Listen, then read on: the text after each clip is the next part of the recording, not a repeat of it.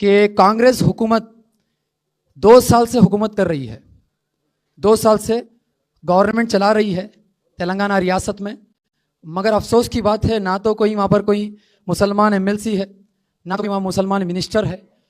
वहाँ पर मुसलमानों की लीडरशिप को ख़त्म किया जा रहा है हर दिन। कांग्रेस की एक ऐसी साजिश है कि वहाँ पर मुसलमानों की हर वो आवाज़ को दबाया जा रहा है, क्योंकि मुसलमान कांग्रेस की दुश्मन है। मैं इसीलिए कहा था कि जुबली हिल्स में अगर हम सबको निकालना है तो कांग्रेस का जनाजा निकालना है।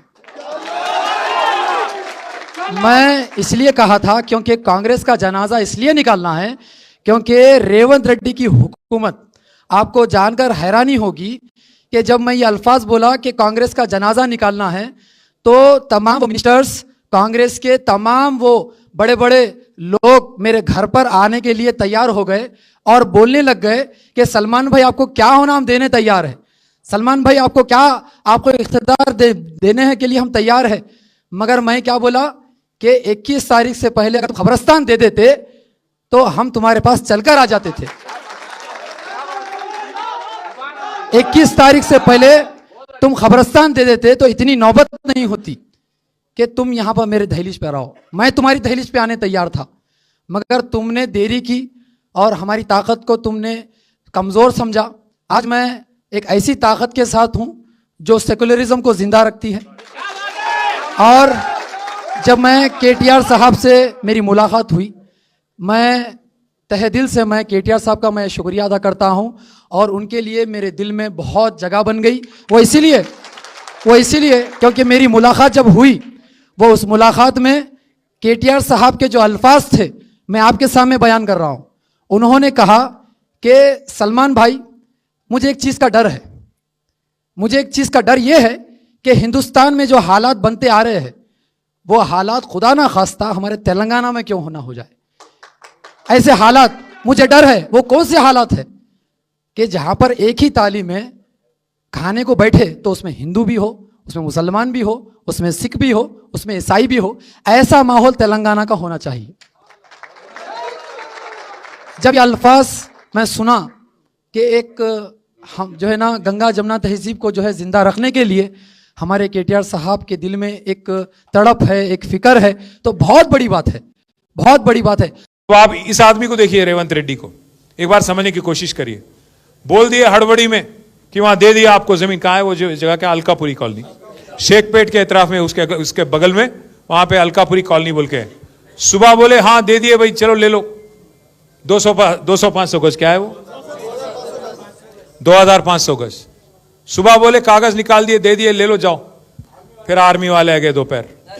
ऐसा नहीं है कि रेवंत रेड्डी को नहीं मालूम है, उसको सब कुछ मालूम है।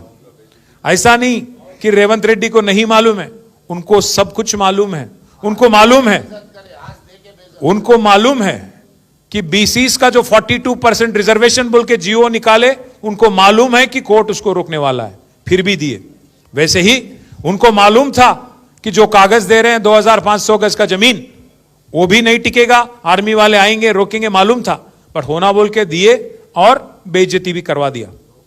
धोखा करे, बेइज्जती भी करे। इसीलिए मैं कह रहा हूं भाइयों, जो भी कांग्रेस करती है, जो भी कांग्रेस करती है, आप सोचो। अगर आज राहुल गांधी बोलते हैं बिहार में, क्या बोलते हैं राहुल गांधी वहां पे कि 65 साल बाद, 80 साल बाद मुसलमान आज भी गरीब है, पासमंदगी में है, लाचारी में है, तो कौन जिम्मेदार है?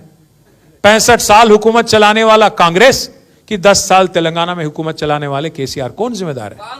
आपको 10-11 मौका देने के बाद अगर आपकी नाकामी की वजह से, आपकी लापरवाही की वजह से अगर आज मुसलमान गरीब है, लाचार है, तो कौन जिम्मेदार रहे? किसको वोट देना चाहिए फिर? तो इसीलिए मैं भाइयों आपसे रिक्वेस्ट करता हूं, जुबली हिल्स में जो हो रही है ये इंसाफ की जंग है। आज 10 साल की केसीआर की हुकूमत आपके सामने है, क्यों काम हमने किया। शेखपेट की फ्लाईओवर आपके सामने है, घर घर में जो 20,000 लीटर मुफ्त में पानी दिया गया वो आपके सामने है, 24 घंटा जो बिजली जलती थी वो आपके सामने है। और हमारे गरीब भाई, जो गरीब हमारे भाई बहन है, जिनको 2000 का वजीफा आसरा पेंशन जो केसीआर ने दिया वो आपके सामने है। गरीब बच्चियों की शादी में जो शादी मुबारक 1 लाख रुपया दिया गया वो आपके सामने है। और 20-20 लाख देके माइनॉरिटी ओवरसीज स्कॉलरशिप।